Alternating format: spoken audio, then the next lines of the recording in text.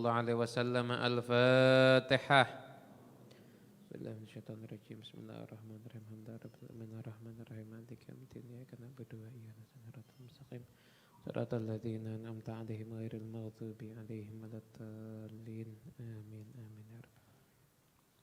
Bismillahirrahmanirrahim. Alhamdulillahirabbil alamin.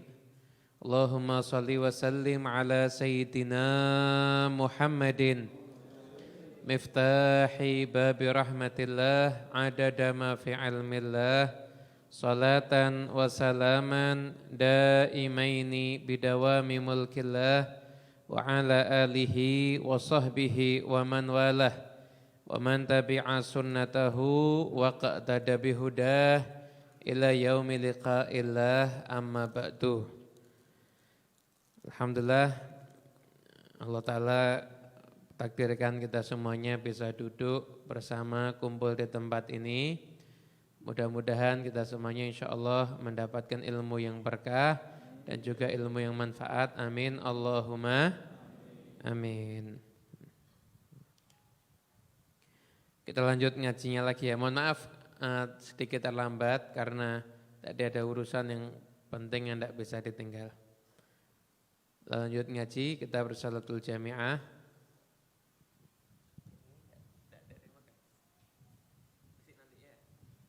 Agak maju enggak apa? Agak maju enggak apa? Nanti tinggal menyesuaikan tempatnya. Agak maju enggak apa?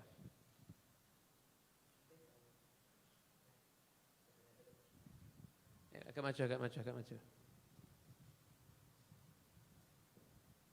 Maju enggak apa? Nanti yang megang ngatur akan menyesuaikan tempatnya insyaallah. Ayo, Sadis, fadal. Wa yanbaghi an ya'tiya bi sunani jami'iha.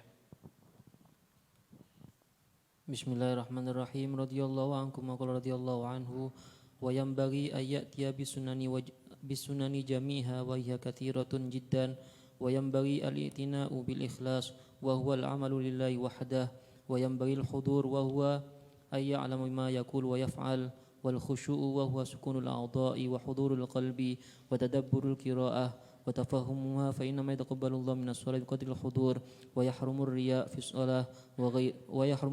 الصلاة وغيرها وهو العمل لأجل الناس. Bismillahirrahmanirrahim. Kita akan mengkaji tentang kesempurnaan sholat.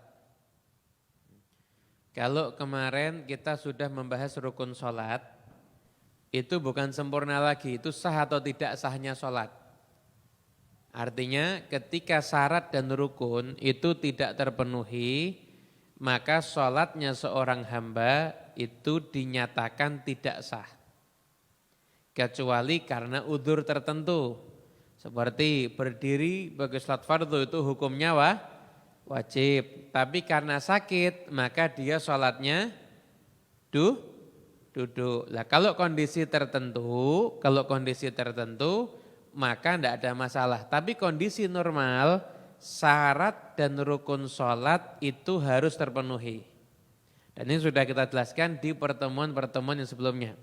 Syarat sholat sudah, rukun sholat kita bahas 2 pertemuan dan itu kita rasa juga sudah cukup jelas keterangannya. Kemudian sekarang kita membahas tentang kesempurnaan daripada sholat itu sendiri. Artinya apa? Ada sholat itu sah, ada sholat itu diterima, beda. Sah sama diterima itu beda paket. Ada sahih, ada makbul. Sahih itu diterima, sahih itu sah, makbul itu diterima. Sahih itu apa? Enggak harus qadha. Enggak harus qadha.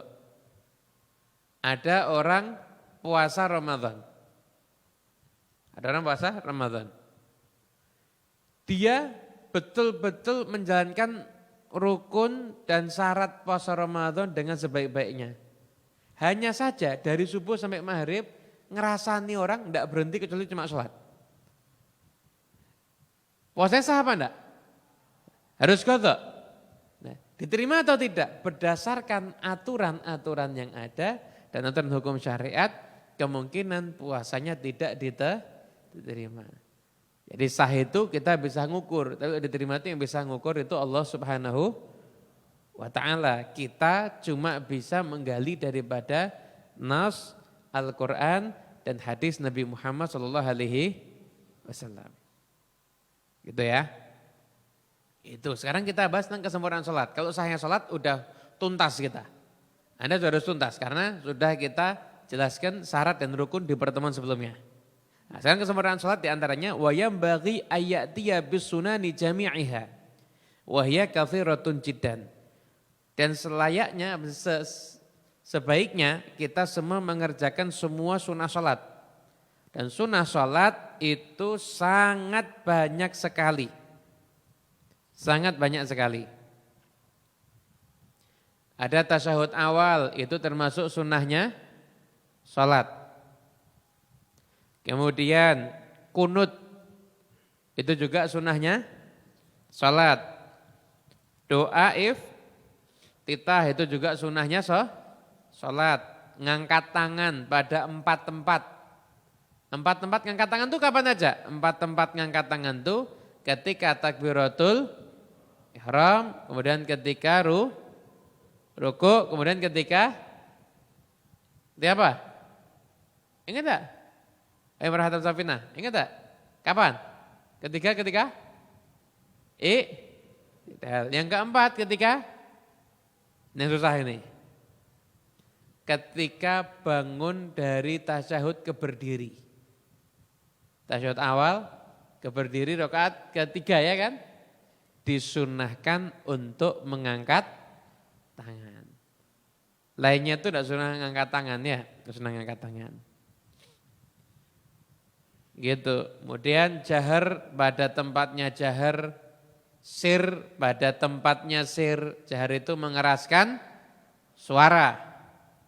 Itu masing-masing ada kesunahan sendiri. Jadi ada kesunahan itu kalau kita fikih takhriratus sadidah, itu ada sunnah sebelum sholat, ada sunnah ketika pelaksanaan sholat, ada sunnah ketika pasca mengerjakan sholat. Sebelum sholat itu macam-macam, seperti apa? Pakai siwak begitu. Dan juga menggunakan pakaian yang rapi. Dan pakaian yang rapi. Setidaknya kalau sholat itu sunnah pakaiannya itu yaitu kepala tertutup dan pundak juga tertutup. Jadi kalau Anda sholat, Anda punya celana kolor misalkan, nutupi pusar sampai sholatnya pakai itu sah apa enggak? Sah tapi kurang ajar. Sah tapi kurang ajar loh, ngadep Allah kok kayak mau berenang misalkan gitu. Padahal ketemu Pak RT gitu aja dia sungkan. Ya gimana? Nah pundak ini tertutup, kemudian kepala ini juga tertutup. Bagi laki-laki ya, perempuan ya wajib. Perempuan itu harus tertutup seluruh tubuh kecuali wajah dan kedua telapak tangan. Minggu lalu kita sudah menyampaikan. Kalau perempuan tengah-tengah sholat kelihatan rambutnya, gimana? Sah apa enggak? Kenapa? Karena rambut bagi perempuan itu termasuk aurat. Paham ya? Jadi makruh. Kalau kebuka kepala dan juga pundaknya, gitu. Kemudian itu ada sunnah sholat, ada sunnah sebelum sholat, ada sunnah lagi pas ketika sholat. Takbiratul ihram, angkat tangan, kemudian saya itu membaca doa iftitah. Allahu Akbar kabira, boleh. Ini wajah itu, boleh. Rabbi ba'id baini, boleh. Pokoknya terserah, yang penting baca doa yang memang sudah diatur oleh syariat. Oleh syariat, begitu. Gak ada masalah ya. Tidak ada masalah di dalam apa yang dipilih doa iftitah. Nanti saya sebelum Fatihah baca ta'awud. Misalkan setelah Fatihah kemudian membaca amin. Amin itu termasuk sunnah yang penting. Sunnah yang penting. Karena sampai-sampai ada satu riwayat ma hasadatkumul yahudu ala syai'in ma hasadatkum ala salami wa ta'min. Yahudi itu tidak iri kepada umat Islam seperti irinya Yahudi itu kepada salam dan amin. Itu sunnah yang di bagian sholat. Udah baca zikirnya kan juga kemarin sudah kita terangkan kan. Sunnah setelah sholat nanti membaca doa dan lain sebagainya. Oke. Itu ya. Jadi hendaknya mengerjakan sunnah-sunnah keseluruhannya. Letakkan tangan di mana? Bawah dada, atas pusar. Bawah dada, atas pusar. Ini. Kasih tangan sini ya, ini. Bawah dada, atas pusar agak ke kiri. Ini. Oh gini Ustaz. Lepas tang misalkan. Sah, enggak apa-apa.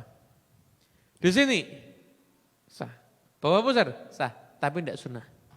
Yang sunnah yang paling kuat riwayat, walaupun ada riwayat macam-macam, tapi yang paling kuat riwayatnya itu diantaranya gini. Itu tahun lalu kita terangkan detail itu ya. Ada berbagai macam riwayat kan, yang berkaitan dengan posisi tangannya. Gitu. Gini, makro nggak boleh ya, petentang gitu.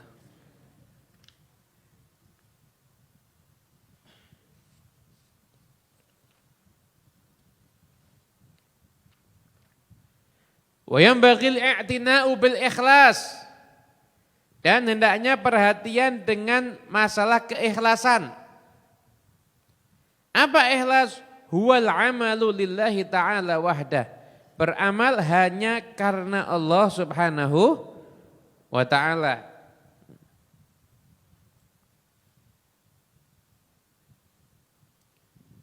Jadi para ulama itu menganjurkan orang itu ketika mengerjakan sholat diusahakan itu benar-benar ikhlas.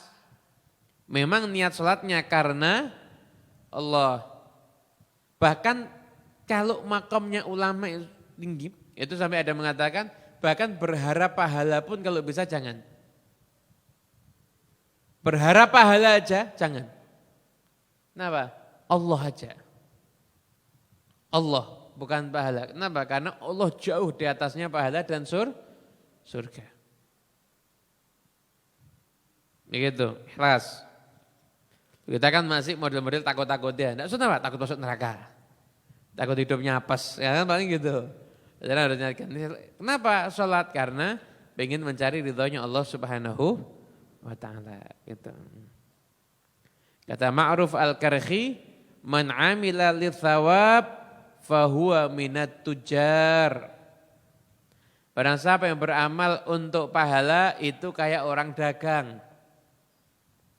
Wa man amila khaufan minan nar fahuwa minal abid.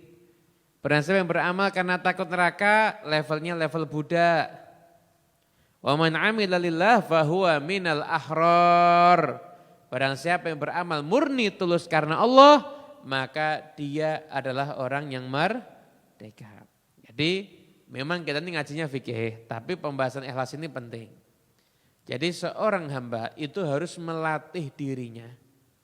Ketika dia beramal itu enggak mikir surga, enggak mikir neraka, mikirnya itu Allah. Saya ngabdi kepada Allah.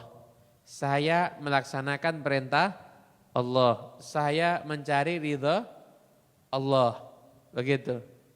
Jadi seorang hamba mikirnya itu Allah, bukan mikir surga atau neraka. Itu tabaran itu seperti itu. Jadi kadang-kadang kita ini suka hitung-hitungan pahala. Bagus, kalau nggak bagus, bagus daripada nggak pernah ngitung, nggak beramal. Ya kan? Bagus, lumayan, mending gitu. Hitung-hitungan pahala, sekian. Tapi kita lupa pahala diridhoi Allah itu sawabnya unlimited, enggak terbatas. Sampai kata Syekh Muhammad Mutawalli Asy'arawi, kamu jangan beribadah untuk dapat sesuatu dari Allah, tapi beribadahlah kamu agar kamu dicintai sama Allah. Kalau kamu sudah mendapatkan cintanya Allah, maka pemberian Allah kepadamu itu tidak terbatas dan tidak akan pernah terputus. Kapan itu? Ketika ibadahnya tulus murni hanya karena Allah Subhanahu wa taala. Kemudian setelah itu wayam bagi al-hudur. Dan hendaknya hadir hatinya. Apa sih hadir hati? Wa huwa ayya'lama bima yaqulu wa yaf'al. Mengetahui apa yang sedang dibaca dan apa yang sedang dikerjakan. Kok tiba-tiba udah rakaat kedua ya? Itu enggak hudur itu. Tidak hudur. Nonton bioskop hudur. Lihat YouTube hudur. Apa lagi? Ngerumpi hudur. Salat enggak. Hudur itu tahu apa yang sedang dilakukan dan apa yang sedang dibaca. Gitu. Hudurul qalb. Hatinya itu hadir, enggak ngilang. Jadi sholatnya itu dikerjakan dengan sadar, bukan dikerjakan oleh alam bawah sadar. Kita kan sering tak, kita biasa misalkan rutinitas pergi ke kantor atau pabrik. Kan nanti kita, tahu-tahu sudah sampai gitu kan.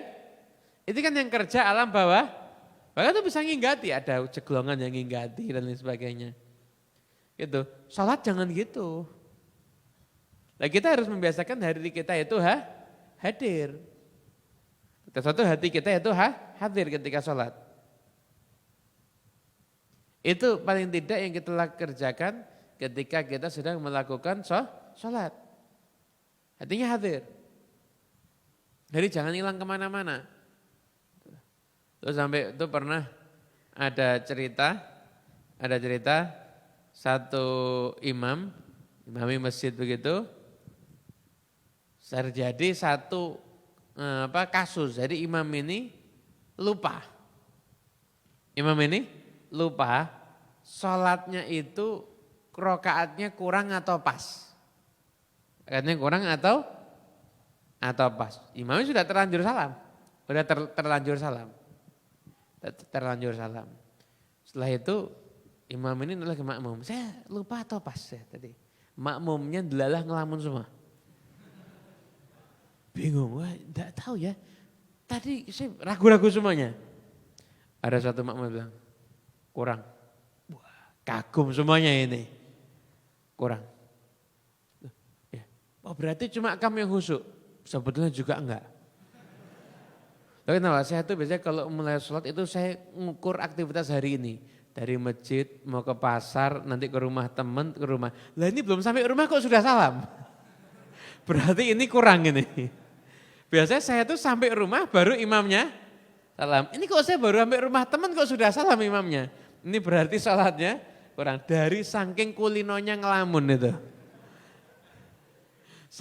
Sampai akhirnya lamunannya ternyata belum selesai kok imamnya sudah salam. Ini terjadi gitu. Jangan ditiru loh ya. Jadi sholat itu harus ada hadirnya hati. Wal khusyuk. Khusyuk harus khusyuk. Khusyuk itu apa? Khusyuk itu ada 4 kriteria. Wa huwa sukunul a'dha, anggota tubuh yang tenang. Kriteria khusyuk ada 4. Wa huwa sukunul a'dha, anggota tubuh yang tenang. Begitu. Wa hudurul qalbi, hadirnya hati.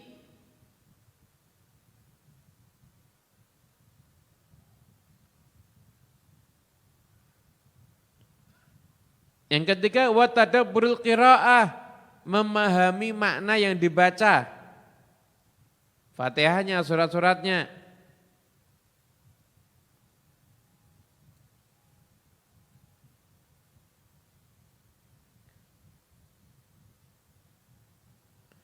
Kemudian itu yang keempat wa tadabburu dzikri, dan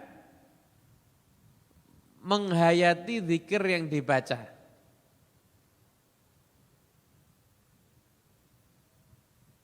Itu. Jadi khusyuk itu ada 4 kriteria.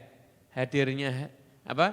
Tenangnya anggota tubuh, hadirnya hati, merenungi makna bacaan, merenungi makna zikir. Itu. Catat nanti perlu buat status tag saya di Instagram nanti. Tag di Instagram ngeloro untuk tok biasanya. Ini 4 kategori khusyuk. Dulu pernah pertama itu harus tenang dulu anggota badannya. Itu khusyuk itu tenang anggota badan. Tenang gitu. Itu syarat khusyuk yang pertama. Tapi tenang itu tidak cukup karena tenang ngelamun banyak. Sudah itu tenang makmumnya. Waladhdallin, diem semua makmumnya. Yang satu lagi ke pasar, satu lagi ke mall, yang satunya lagi di rumah, satunya lagi mikiri utang, satunya habis diamuk bojone. Imamnya waladhdallin tidak ada yang ngamin. Itu tenangnya anggota badan. Dulu pernah ada orang sholat itu sambil banyak gerak gitu sholatnya. Kata Nabi, lau khasya'a qalbu hadha la khasya'at jawarihuh.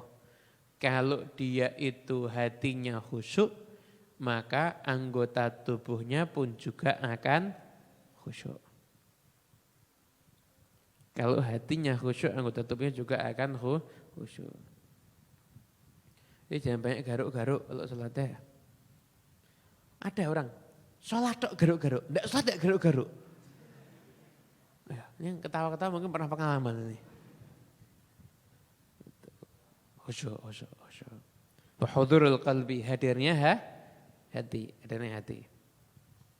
Jadi tadi ya, sampai-sampai kata Mu'adz bin Jabal, man arafa man ala yaminih wa shimalih muta'ammidan wa huwa fi shalah fala salatalah.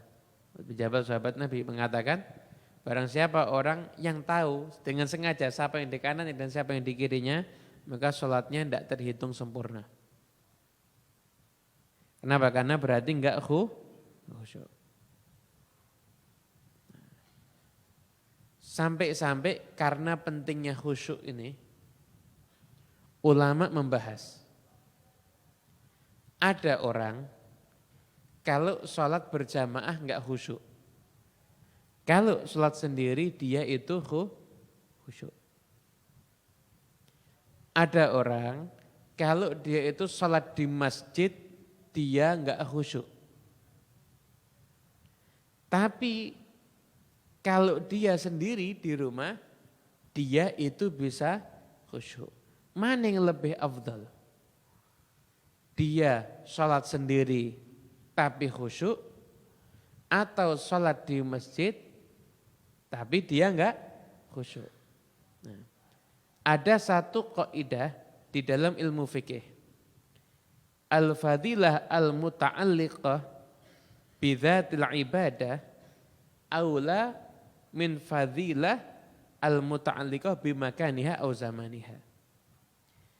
Keutamaan yang berkaitan dengan dzatiyah ibadah itu lebih diutamakan dibandingkan keutamaan karena tempat pelaksanaan ibadah atau waktu pelaksanaan ibadah.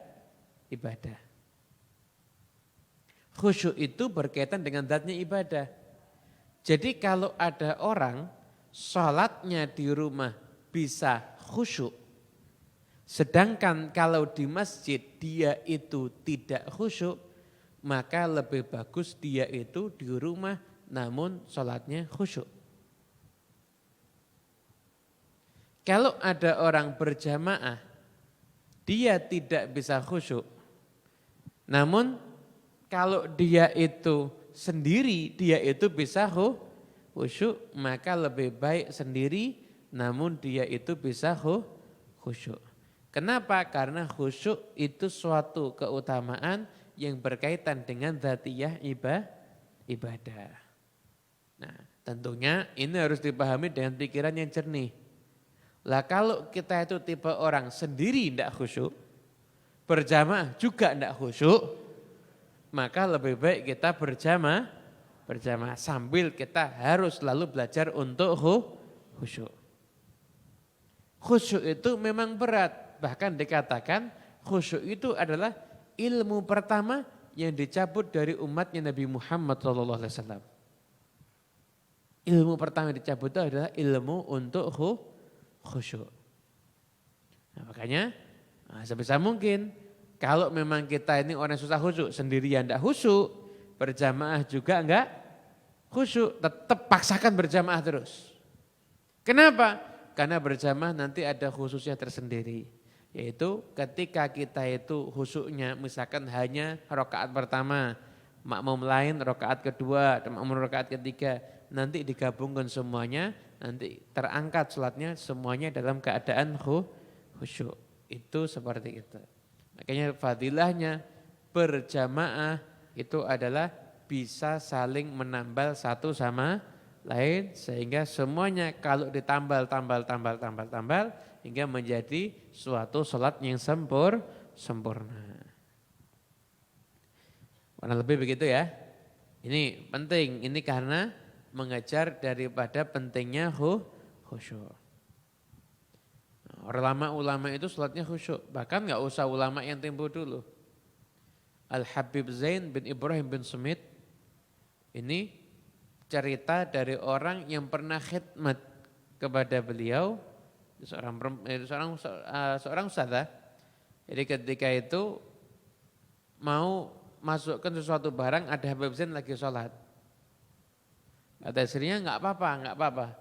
Habib Zain itu kalau lagi sholat nggak mungkin dengar apapun dan nggak mungkin lihat apapun juga. Jadi kalau perlu kamu beres-beres di tempat itu lagi sholat, dia nggak akan dengar dan nggak akan ngerti karena kalau sesuatu sangat khusyuk. Kemudian kita semuanya insya Allah bisa mengerjakan sholat dengan khusyuk. Ya. Kadang-kadang kita harus malu loh. Jadi orang Islam berapa tahun sih kita? Puluhan tahun jadi orang Islam belajar sholat. Mosok nggak pernah bisa khusyuk sampai sekarang. Sedangkan kita main HP ya khusyuk. Lihat konten YouTube khusyuk. Nonton film khusyuk. Tapi kenapa kok Ustaz kok kita nggak bisa khusyuk? Ada yang masalah dengan diri kita berarti. Dan Allah Ta'ala jadikan kita orang yang mudah untuk khusyuk insya Allah. Jadi khusyuk 4 ya. 1, anggota badan tenang, 2 diri hati, 3 memahami qiraah. Memahami maknanya. Dan memahami makna itu tidak harus satu persatu. Setidaknya ngerti garis besarnya. Alhamdulillahirabbil alamin. Tahu oh ini memuji Allah Tuhan semesta alam. Tidak harus alhamdu artinya apa, lillah artinya apa. Alhamdu mubtada, lillah khobar. Tidak harus gitu. Harus belajar nahwu kalau begitu ya. Tapi setidaknya mengetahui makna secara ijmal, secara garis besar. Begitu juga zikir-zikir pun juga sama. Zikir-zikir yang dibaca ketika sholat, kita pun juga mengetahui secara ijmal, secara garis besar. Itu sudah cukup gitu.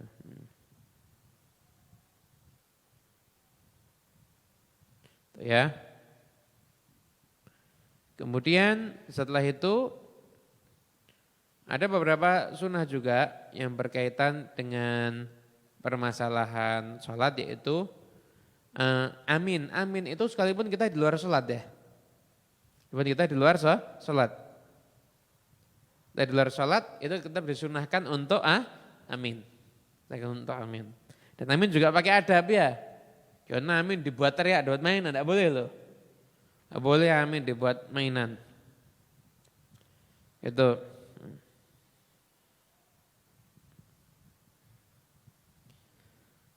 Kemudian yaitu disunahkan habis Fatihah membaca surat. Baca surat. Bagi makmum di sholat jahriyah.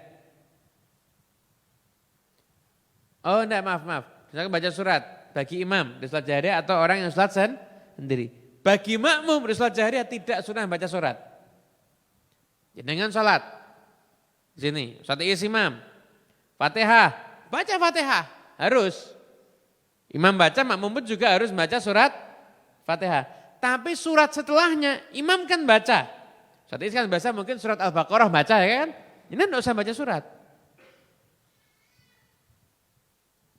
Al-Baqarah 5 ayat pertama gitu loh. Al-Baqarah asli belum mulai nih kajiannya ya. Gitu, paham ya? Jelas ya? Tuh. Gitu.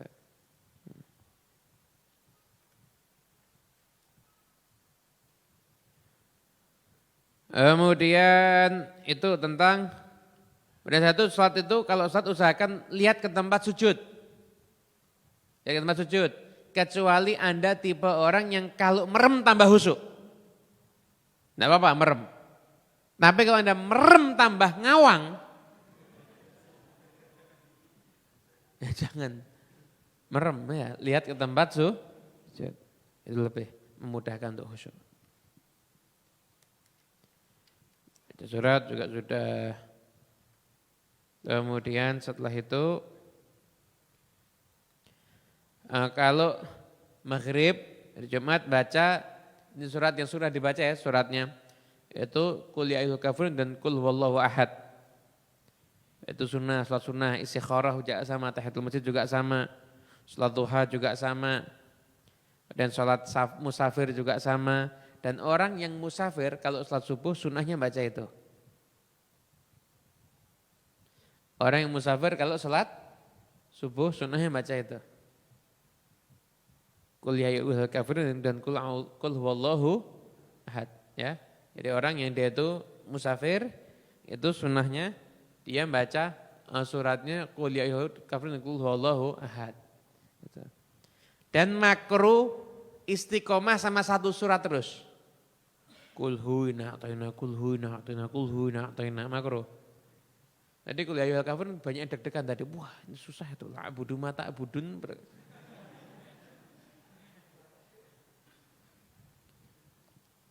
Ada satu kisah nyata ini, satu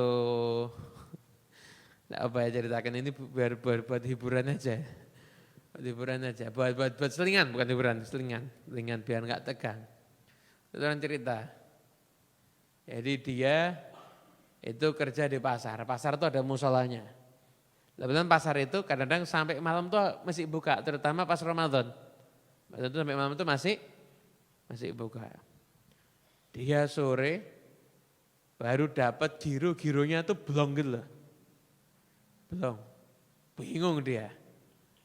Maghrib sudah tidak fokus, suruh jadi imam di musola.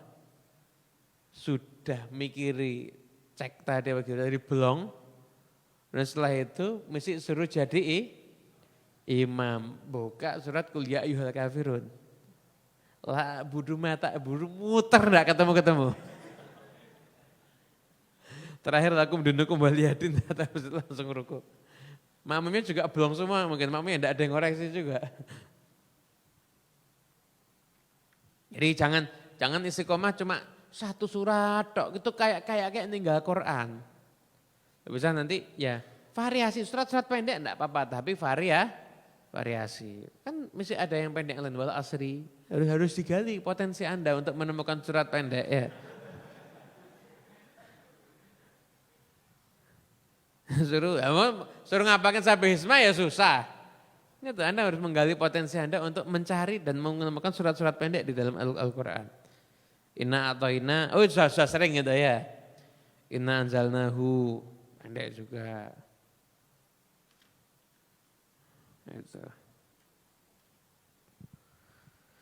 Itu ya. Itu tentang surat. Usahakan sesuai dengan urutannya di Quran ya. Urutannya di Quran. Kalau Anda rakaat pertama Al-Ikhlas, rakaat kedua ya apa? 5 ayat pertama surat Al-Baqarah. Jadi kalau bisa surat itu urut suratnya. Ya. Jadi kalau habis wadduha misalkan rakaat pertama wadduha, rakaat kedua berarti setelahnya wadduha ya. Jangan rakaat pertama qul huwallah, rakaat kedua wadduha. Mentang jauh itu. Bisa yang rakaat pertama itu yang awal dan lebih panjang. Kecuali kalau memang ada aturan yang sudah dinyatakan seperti kayak surat Al-A'la sama Al-Ghoshiyah, Sabbihisma sama Hal Ataka Hadithul. Hal Ataka itu lebih panjang tapi taruh kedua. Kenapa? Karena memang Nabi mengamalkannya seperti itu. Gitu. Paham ya? Kemudian kalau takbir perpindahan itu sesuai dengan selama gerakannya. Tapi enggak boleh 7 hitungan. Misalkan dari rukuk ke itu Allahu Akbar. Dari berdiri Allahu Akbar. Jadi dari proses seperti itu sampai ke rukuknya. Gitu.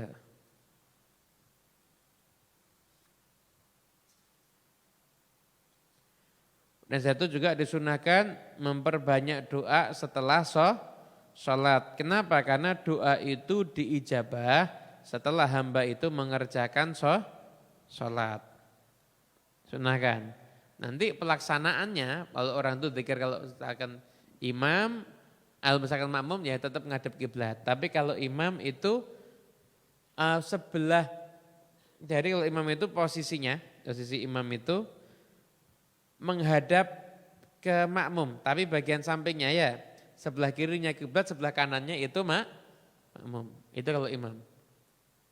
Sebelah kirinya itu kiblat, sebelah kanannya itu makmum. Itu mungkin wallahu a'lam bishawab. Ada pertanyaan? Silakan. Ada pertanyaan enggak? Ya. Baik, silakan.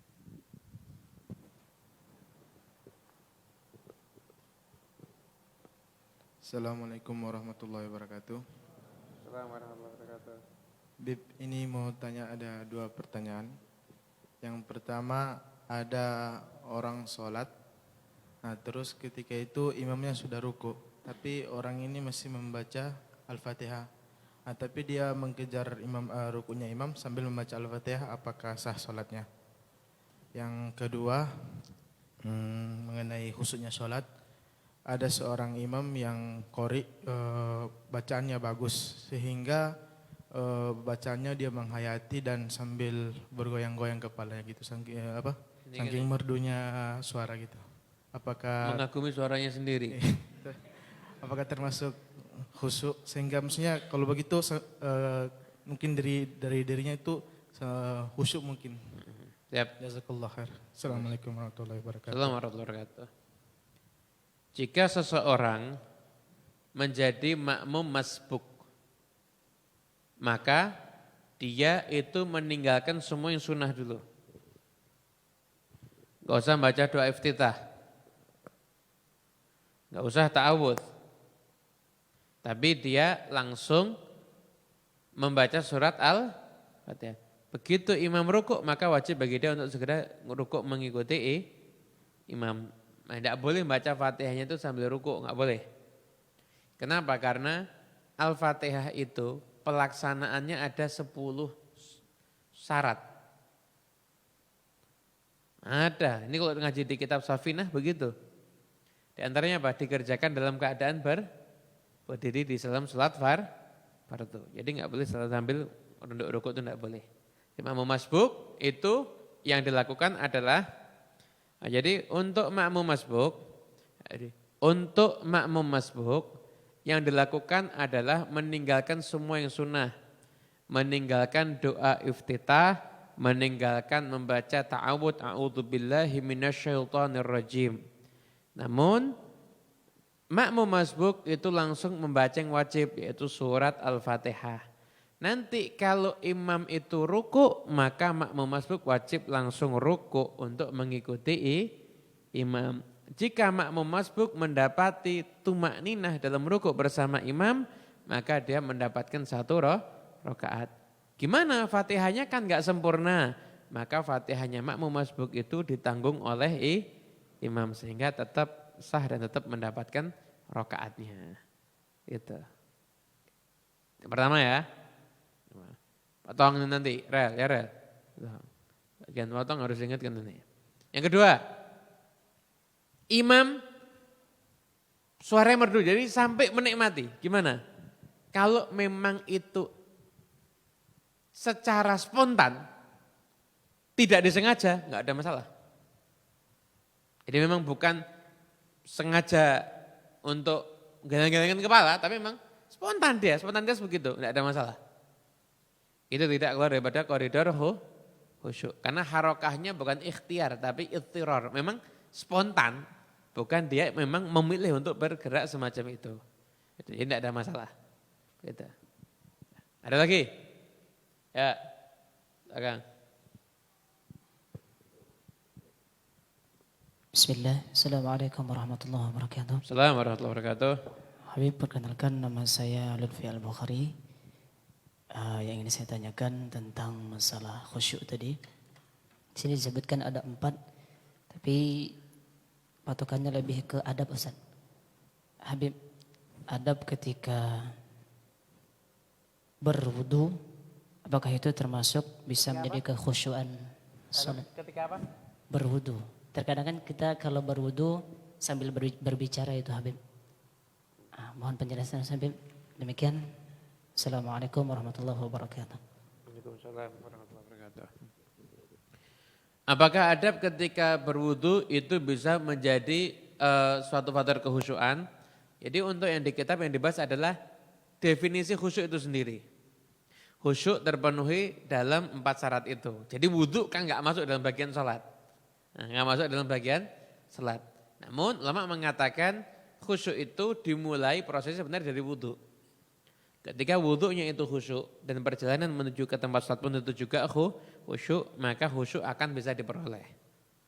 Itu insyaallah akan bisa diperoleh. Jadi khusyuk ketika wudu dan khusyuk ketika al-masyu, jalan dengan ma'asakinah wal waqar, dengan penuh ketenangan, itu adalah faktor untuk bisa menggapai khusyuk. Bukan definisi daripada khusyuk itu sendiri. Kalau memang ingin dimudahkan untuk khusyuk, maka khusyuklah dari mulai berwudu, khusyuklah juga ketika perjalanan menuju ke tempat untuk mengerjakan sholat. Gitu. Ayo, Farid ya, silakan. Assalamualaikum warahmatullahi wabarakatuh. Assalamualaikum warahmatullahi wabarakatuh. Mau tanya Bib terkait tadi kan disampaikan fadilah keutamaan sholat jamaah itu bisa saling menambal antara satu sama yang lain. Kalau ada kasus contohnya suatu masjid di kampung dan imamnya udah paten, kebetulan udah rodok tua gitu. Kemudian ada salah satu jamaah atau makmum yang merasa kok bacaannya kayak kurang fasih. Contoh umpamanya bismillah, bismillah, ghairil, ghairil. Gitu apa termasuk menambal suatu kekurangan atau gimana, Bib? Terus solusinya tetap jamaah di situ atau pilih sholat sendiri atau pindah ke masjid yang lebih meyakinkan? Matur nuwun. Assalamualaikum warahmatullahi wabarakatuh. Jadi berarti itu masjid yang tidak meyakinkan ya. Gini, memang repot, problem. Dari mulai kita kajian fikih, jadi mulai ngaji Senin ada tahun 2015. Sampai saat ini, kan fikih kan mesti ada tanya jawabnya kan. Problemnya rata-rata imam-imam yang tidak meyakinkan tadi itu. Itu di mana-mana itu. Itu di mana-mana itu. Jadi kita harus bisa melakukan satu perubahan terutama di daerah kita. Jadi kalau ada orang memang secara bacaan nggak memenuhi syarat, jangan dijadikan imam. Jangan jadikan imam. Gimana? Tapi jangan juga direndahkan pangkatnya. Seperti apa? Kasih Pak jenengan sudah tidak level imam. Imam itu level pemula. Dengan levelnya bagian doa. Lebih top. Umpama itu kan merasa ditinggikannya walaupun tidak ngerti sedang diakali gitu. Itu lagi ngakali biar dia itu mau pensiun dini ya. Itu harus diupayakan. Nah, kemudian itu selama bacaan imam itu Fatihah misi sah. Tidak ada kesalahan yang bisa merubah makna. Maka bermakmum dengan dia tetap hukumnya masih sah. Nah, saja sekarang khusyuk atau enggak di belakangnya dia. Di belakangnya dia. Misalkan enggak khusyuk, ya Anda bisa cari masjid yang lainnya yang memang Anda bisa lebih mantap. Tapi kalau misalkan Anda itu seorang tokoh yang kalau Anda pergi ke masjid lain, masjid itu bisa sepi, ya itu harus dipikirkan juga. Harus dipikirkan juga. Gitu. Itu mungkin seperti itu ya. Ada lagi? Ini sudah. Sebelah sini ada enggak? Sini? Sebelah sini? Ya, di situ dulu, belakang. Sabang sampai Merauke Mas Roni. Ya. Ada pertanyaan lewat WhatsApp? Mas Wan, ada?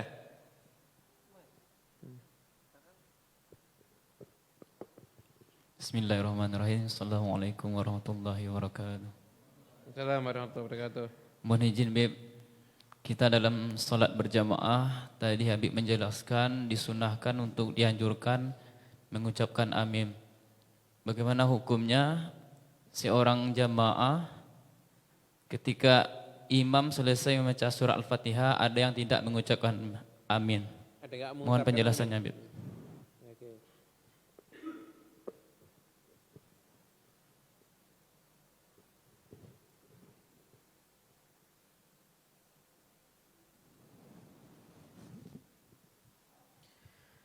Jadi membaca amin itu hukumnya adalah sunnah. Kalau dikerjakan mendapatkan pahala. Kalau ditinggalkan rugi karena enggak mendapatkan pahala. Baca amin itu keutamaan barang siapa yang aminnya berbarengan dengan aminnya malaikat maka akan diampuni dosanya oleh Allah Subhanahu wa taala. Namun tetap itu tidak mempengaruhi sah atau tidak sahnya sholat. Jadi kalau misalkan tidak ada bacaan amin sekalipun maka tetap sholatnya itu dinyatakan hukumnya sah. Itu dinyatakan hukumnya sah. Gitu ya. Ada lagi? Lagi ya, depan itu. Monggo Mas Joni.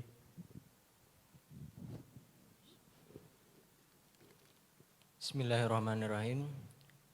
Mau nanya tentang pakaian untuk laki-laki.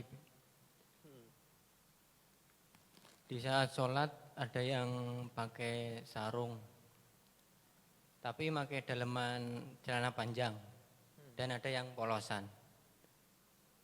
Saat sujud yang polosan, bagian sekitar lutut kan ada yang kelihatan. Apakah itu termasuk membuka aurat? Mohon penjelasannya. Terima kasih. Bismillahirrahmanirrahim. Syarat sahnya sholat itu adalah satrul aurah. Menutup aurat. Itu merupakan syarat sahnya sholat. Ketika seseorang sholat dan dia tidak menutup aurat, maka sholatnya enggak sah. Penutup auratnya gimana? Penutup auratnya itu harus merupakan suatu benda. Jadi enggak bisa kalau bukan benda. Misalkan saya tutup aurat, gimana? Saya matikan lampunya. Enggak bisa. Merupakan ada suatu bendanya dan menutupi warna kulit. Menutupi warna kulit. Jadi kalau misalkan ada kaos atau sarung plastik transparan, dipakai buat sholat sedangkan polosan ya enggak sah ya. Kemudian aurat itu enggak boleh terlihat dari bagian atas ataupun samping, namun boleh terlihat dari bagian bawah. Nah, kondisi tadi yang ditanyakan adalah orang sholat pakai sarung, dari bagian bawahnya sarung, penutup auratnya, itu kelihatan sedikit mungkin bagian lututnya atau sekitar lutut. Gimana hukum sholatnya? Tetap hukum sholatnya hukumnya sah. Yang enggak boleh kalau kelihatan dari atas seperti badannya kurus, pakai pakaian misalkan ukuran 7XL. Iya ketika dia ruku kan gombor, kelihatan pusar. Ternyata auratnya kelihatan dari mana? Atas. Sah apa enggak? Enggak sah. Tapi kalau kelihatan dari sisi bawah, maka itu auratnya walaupun kelihatan tapi tetap sholatnya dihukumi sah. Gitu. Jelas ya? Ibu ada yang nanya? Ya. Enggak.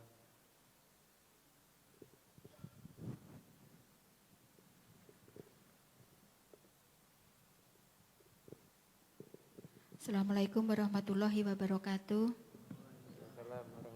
Yang akan kami tanyakan ini Bib, apabila kita mengerjakan sholat wajib, setelah kita mengerjakan sholat itu kita mengerjakan kodok sholat dan qobliyah. Apakah ini boleh kodok sholat sama qobliyah, ba'diyah maksudnya? Digabung niatnya? Enggak, tidak sendiri-sendiri.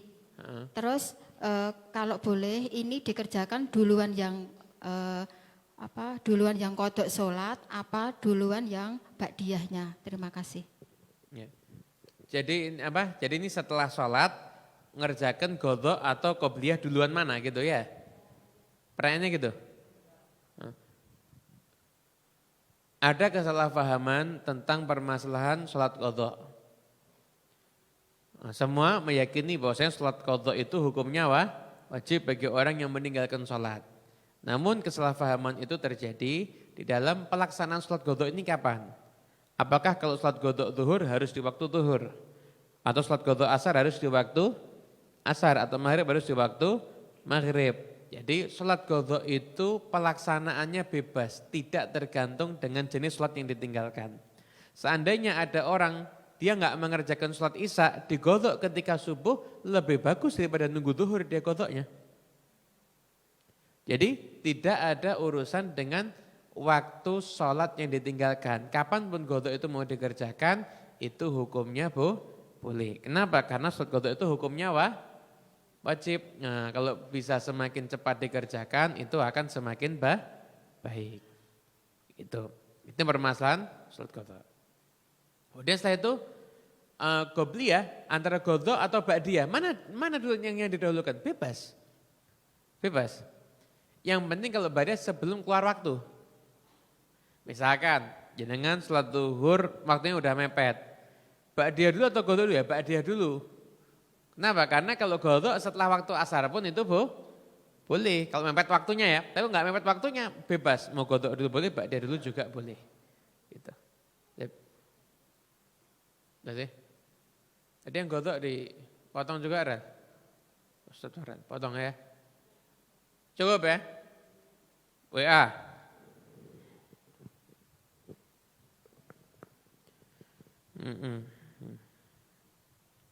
Assalamualaikum. Izin bertanya terkait rukun qauli, bacaannya minimal terdengar telinga sendiri.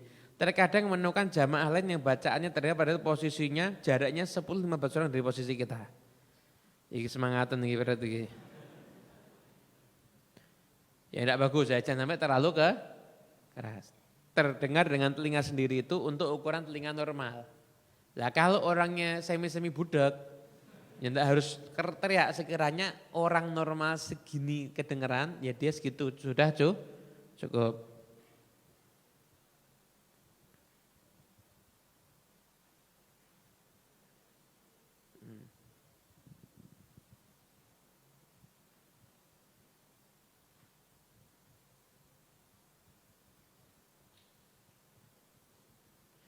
Ya, kemudian selanjutnya imam lupa tidak tahiyat akhir.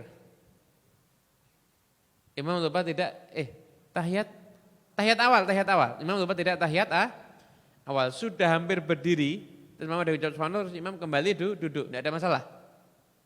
Nah, yang enggak boleh itu adalah sudah berdiri imamnya sudah berdiri terus duduk lagi, itu enggak boleh.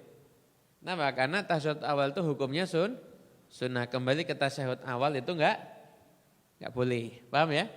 Karena berdiri itu, jadi imam udah berdiri. Berdiri itu hukumnya apa? Wajib kok ditinggalkan ke sunnah, enggak boleh.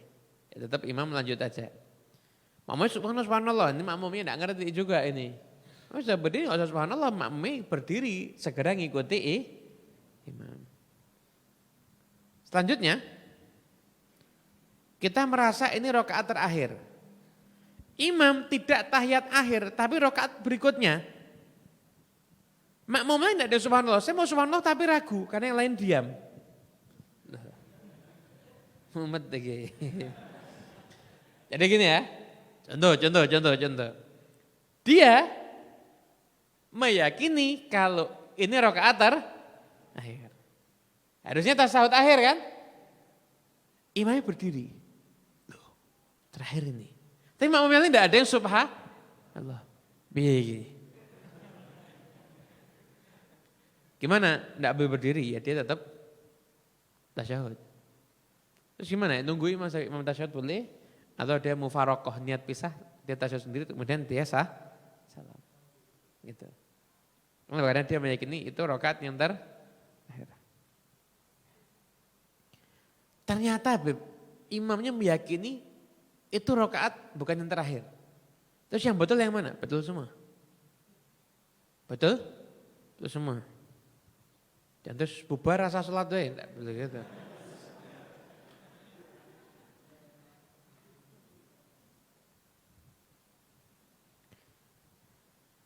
Kemudian ini minta doa ayahnya Darsono bin Kasmun, insyaallah kita doakan kuburnya di taman daripada taman surga insyaallah. Assalamualaikum, mengajarkan anak baca sholat termasuk bacaannya jahar pada itu waktu zuhur dan asar. Apakah harus mengulangi sholat? Enggak harus. Membaca sir itu hukumnya sunnah, jahar pun juga sunnah. Jadi tidak ada masalah. Suami jamaah di masjid atau ngimami jamaah dengan istri dan anak di rumah.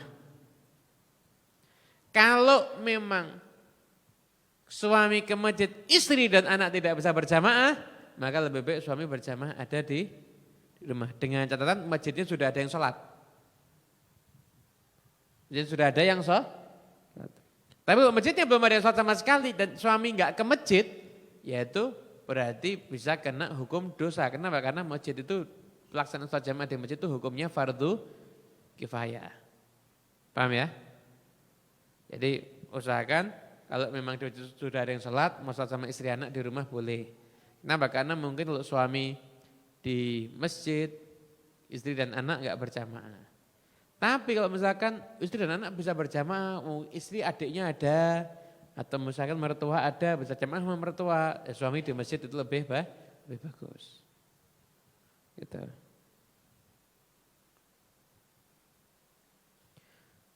Pertanyaan terakhir. Ya. Izin bertanya di luar tema, hukum mantu di bulan Suro. Penasaran semua ini ya. Bagaimana hukumnya mantu di bulan Suro? Atau misalkan nikah mengikuti weton. Ya kan? Nikah mengikuti weton. Ini wetonnya pas atau tidak pas dan lain sebagainya. Yang namanya ilmu itu luas. Memang ada mungkin aturan-aturan yang berkaitan dengan ilmu ini kalau dihitung wetonnya gini akan tidak pas dan lain sebagainya. Monggo silahkan. Tapi Anda harus tahu ilmu yang seperti itu namanya ilmu takribi. Ilmu yang hasilnya itu hanya perkiraan. Yusibun fi ba'dil umur wa yukhtiun fi ba'dil umur. Bisa-bisa benar tapi juga bisa itu salah. Adapun urusan agama itu kita membahas sesuatu itu berdasarkan naus. Quran, hadis atau fikih. Fikih itu kan istimbat hasil penggalian ulama terhadap Quran dan hadis. Kita berbicara di situ. Nah, selama dinyatakan dinas itu sah, ya kita mengatakan hukumnya sah. Selama dinyatakan dinas itu enggak sah, ya kita menyatakan hukumnya enggak sah. Jadi kalau ada orang yang tidak mau mantu di bulan Suro, karena saya mengikuti tradisi setempat, itu bagus, enggak ada masalah. Yang enggak boleh adalah dia enggak mau mantu di bulan Suro karena berkeyakinan mantu di bulan Suro hukumnya haram. Itu enggak boleh. Kalau dia berkeyakinan mantu di bulan Suro itu hukumnya haram, itu enggak boleh. Dia mau nikah berdasarkan weton, silakan. Enggak ada masalah. Yang enggak boleh itu dia berkeyakinan kalau enggak weton ini haram atau wajib mengikuti weton, itu enggak boleh. Gitu. Dan ilmu-ilmu baik masalah perhitungan mantu atau dan lain sebagainya, weton dan lain sebagainya itu kan ilmu sifatnya takribi, perkiraan.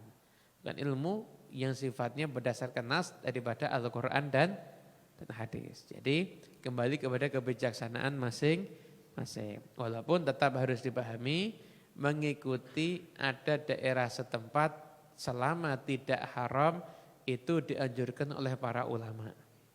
Jadi kita ini jangan terus menjadi orang yang asing di tengah masyarakat kita. Nah, memang ada kebiasaan selama itu enggak haram kita mengikuti itu enggak ada masalah. Jadi jawabannya adalah mantu di bulan Suro silahkan, hukumnya tidak haram. Tapi kalau mau meninggalkan karena menjaga tradisi daerah setempat, maka juga dipersilahkan. Bagus menghindari fitnah itu termasuk salah satu bagian daripada ajaran Islam. Jelas ya? Ada yang membantu? Kadung Beb sudah masuk surah soalnya ini. Yeah.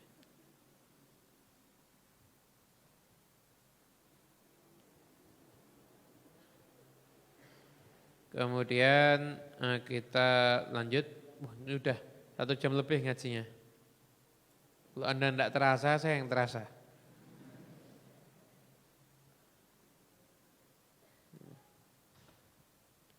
Kita kan sudah lama tidak ngaji Bukhari ya kan?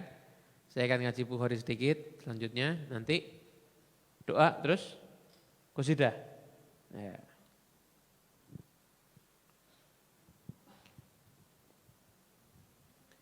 Ada bab di Sahih Al-Bukhari, babu maqdamin Nabiyyi sallallahu alaihi wasallam wa ashabihi al-Madinah. Bab kedatangan Nabi dan para sahabatnya di kota Madinah. Di kota Madinah. Nah, diriwayatkan dari Abi Ishaq. Sami'tul Barra bin Azib radhiyallahu anhu maqal awalu man qadima alaina Mus'ab bin Umar wa ibnu Ummi Maktum wa kanu yuqri'una an-nasa faqadima Bilalun wa Sa'dun wa Ammar bin Yasir thumma qadima Umar bin Al-Khattab fi 20 min ashabin Nabi sallallahu alaihi wasallam thumma qadima an-Nabiy sallallahu alaihi wasallam fama ra'aitu ahlal Madinati farihu bi syai'in farahahum bi Rasulillah SAW hatta ja'ala al-ima'u yaqulna qadima Rasulullah sallallahu alaihi wasallam fama qadima hatta qara'tu sabbih isma rabbikal a'la fi suwarin minal mufassal. Diriwayatkan dari Barra bin Azib, beliau mengatakan yang pertama kali dari kaum muhajirin, ini kan musim hijrah, masa hijrah, yang hijrah ke kota Madinah itu adalah Mus'ab bin Umar. Bahkan Mus'ab bin Umar ini setahun lebih awal. Karena untuk mempersiapkan penduduk Madinah. Beliau dakwah. Hebatnya Nabi SAW, kenapa kok yang dipilih jadi juru dakwah pertama kali dalam sejarah Islam kok Mus'ab bin Umar? Kenapa? Karena ada beberapa faktor. Diteliti oleh para ulama ahli sejarah, Mus'ab bin Umar itu orang kaya di Mekah dulu. Bahkan parfumnya yang paling bagus. Kalau dia tuh lewat satu kampung, dia udah jalan ya.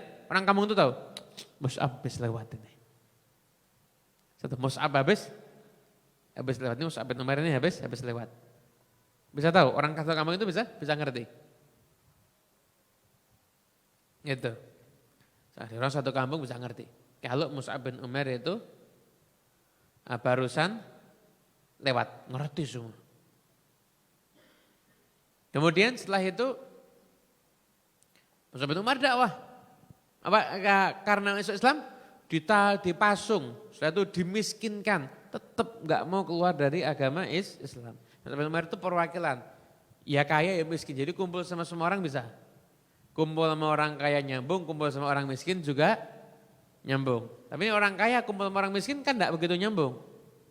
Faktanya gitu aja, orang miskin kumpul sama orang kaya juga enggak begitu nyambung. Biasanya miskin kumpul sama miskin, kaya kumpul sama kaya. Jenengan kan mengalami begitu kan. Iya kan orang-orang kaya biasanya kumpulnya nanti ya ngambungnya sama yang kaya kan itu wajar walaupun tetap yang namanya duduk sama orang miskin itu bagi orang kaya itu yang paling Tapi ini rasionalnya begitu ketika itu rasionalnya begitu. Ibn Umar itu ya kaya miskin jadi kumpul sama dua kelompok ini nyambung. Orangnya tampan, suaranya enak alim, pintar. Itu dakwah di Madinah. Itu tokoh-tokoh Madinah bisa diislamkan semua sama Mus'ab bin Umair. Pernah ada tokoh Madinah itu sampai bingung ini dakwah di sini mengganggu stabilitas ini itu segala macam. Jadi itu omongannya segala macam waktu itu. Wah, bisa begini dan sebagainya. Akhirnya Mus'ab bin Umair didatangi mau dibunuh. Begitu lihat orang ini datang, Mus'ab bin Umair dikasih tahu sama sebelahnya. Ini orang kalau masuk Islam semua suku, satu suku masuk Islam semua. Ketemu Mus'ab bin Umair, dia sudah marah oleh Mus'ab bin Umair, duduk sini sama saya. Saya sampaikan tentang Islam. Kalau bagus kamu ikuti. Enggak bagus, enggak maksa, enggak usah kamu ikuti. Saya hormati kamu.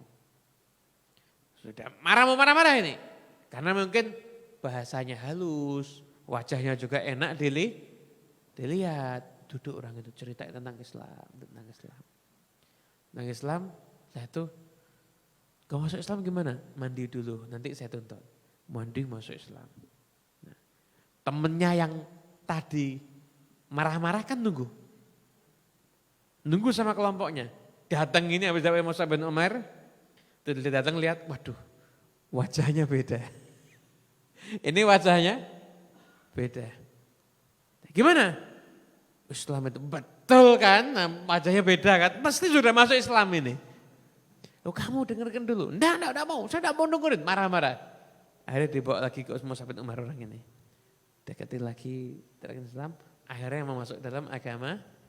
Nah, itu begitu dua orang yang masuk Islam, semua satu sukunya semua masuk Islam semuanya. Jadi memang juru dakwah yang luar biasa. Mus'ab bin Umair itu hebat. Nah, suksesnya dakwah Nabi di Madinah itu enggak lepas dari perannya Mus'ab bin Umair.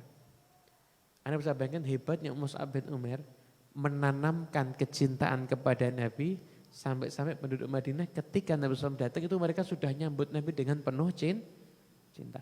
Karena dakwahnya Mus'ab bin Umair. Selanjutnya Abdullah bin Umi Maktum juga sama membacakan Quran.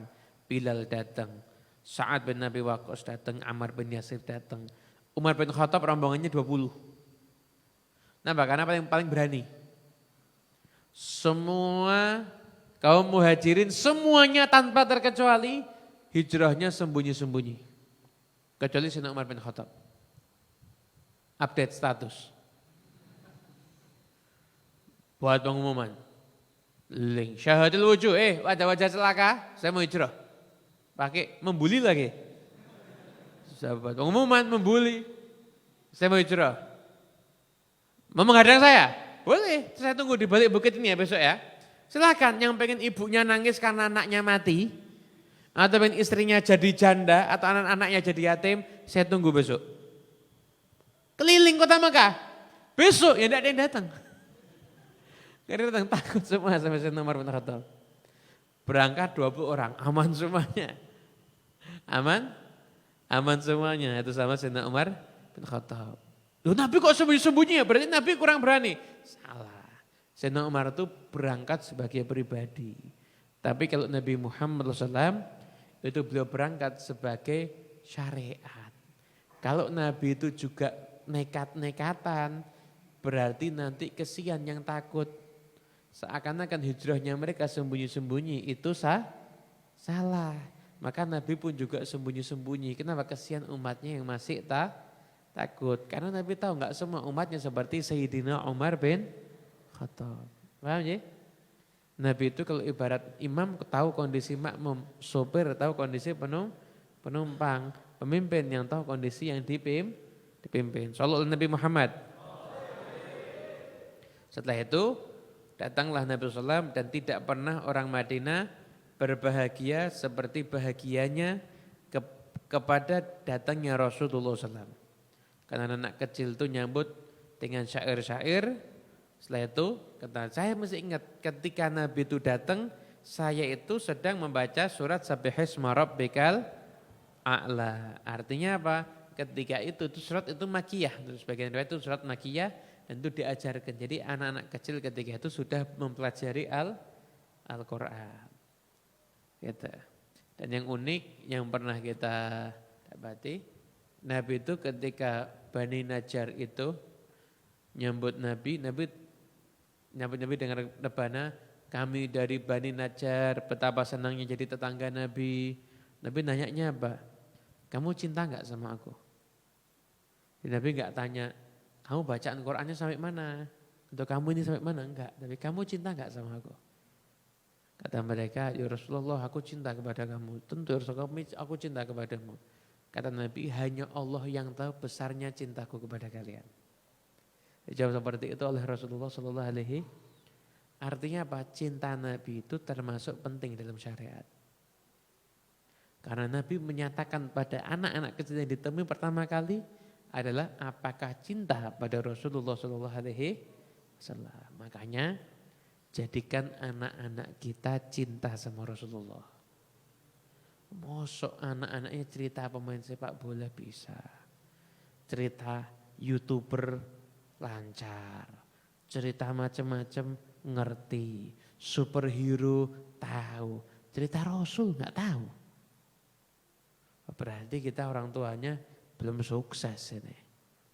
Kita harus bisa menjadikan anak kita lebih mengenal Rasulullah dibandingkan kenal dengan selain beliau.